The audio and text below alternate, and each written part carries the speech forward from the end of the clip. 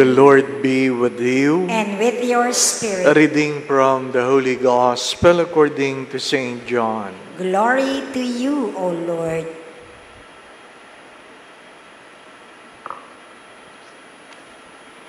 Jesus said, Amen, amen, I say to you, whoever does not enter a sheepfold through the gate, but climbs over elsewhere, is a thief and a robber. But whoever enters through the gate is the shepherd of the sheep. The gatekeeper opens it for him, and the sheep hears his voice. As he calls his own sheep by name and leads them out. When he has driven out all his own, he walks ahead of them, and the sheep follows him, because they recognize his voice. But they will not follow a stranger.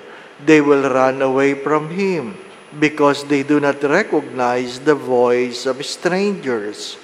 Although Jesus used this figure of speech, they did not realize what he was trying to tell them. So Jesus said again, Amen, amen, I say to you, I am the gate for the sheep. All who came before me are thieves and robbers, but the sheep did not listen to them.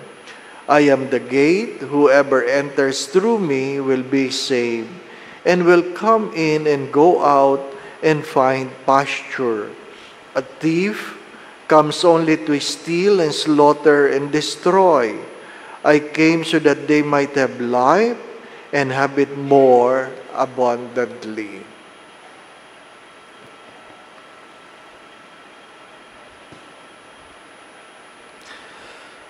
The Gospel of the Lord. Praise to you, Lord Jesus Christ.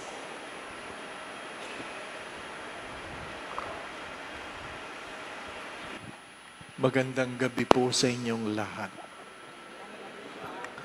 Bumoto ba kayo?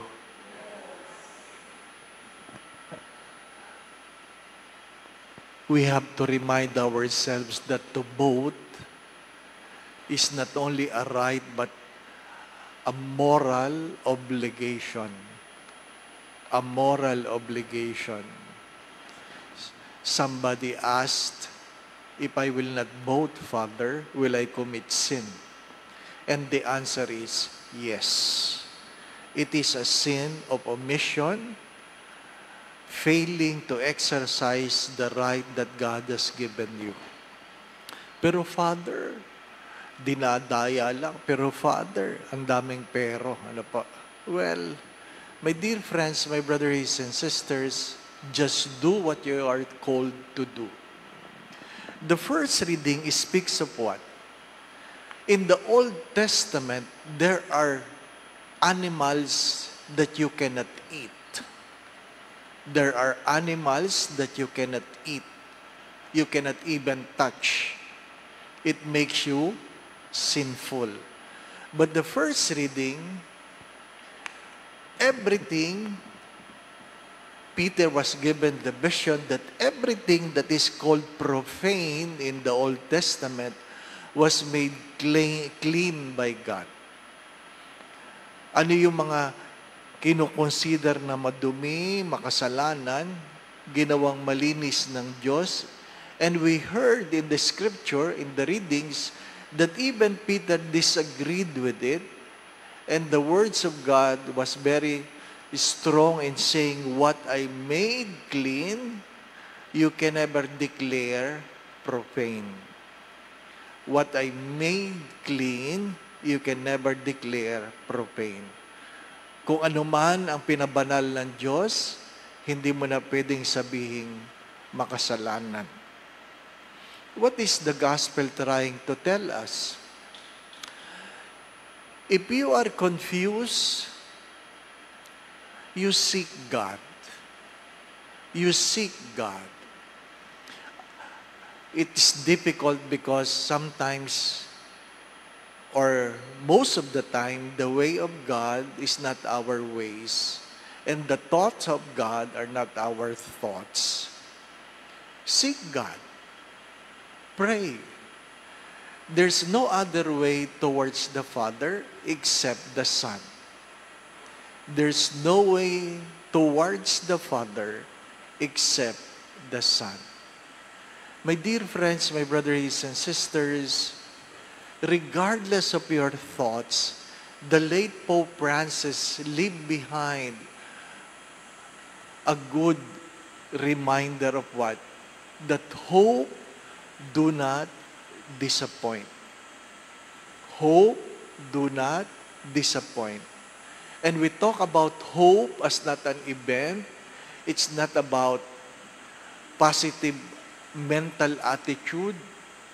The hope he was telling us is Jesus. Our hope is God. Not in any events, not in any money, not in any position, not any political inclination, not on any institution, but put your hope in God. Put your hope in God. And that is the last words of the Pope. Now we have a new Pope in the person of Pope Leo. In his opening statement, he said, evil will never prevail. Things might not be happening according to our wishes. Things might not be happening according to our wants. But evil will never prevail. You need to connect all those words. And you have to remember the scriptures where God has healed the man and said, go, stop sinning, or something worse might happen to you. Do not forget that. Go, stop sinning, or something worse might happen to you. God cannot prevent us from committing sin. But you have to keep this in mind, my dear friends, my brothers and sisters. As I always say this, we always have the freedom to make a choice, but it is not up to us to choose the consequences of our choices. It is not up to us to choose the consequences of our choices. So if you have chosen what is wrong, what is evil, it will catch up with you. And if you have chosen what is right, regardless of what is happening, blessing will come with you. Blessing will come with you. Again, my brothers and sisters, Jesus is not only the good shepherd, He is also the gate and the gatekeeper. Amen. Again, my brothers and sisters, what God has declared clean, we cannot consider it profane. Do not forget, the only way to the Father is Jesus. The Lord be with you. And with your spirit. And may Almighty God bless you and your family, the Father, the Son, and the Holy Spirit. Amen. The Mass has been offered. We go in peace to love and serve the Lord. Thanks be to God.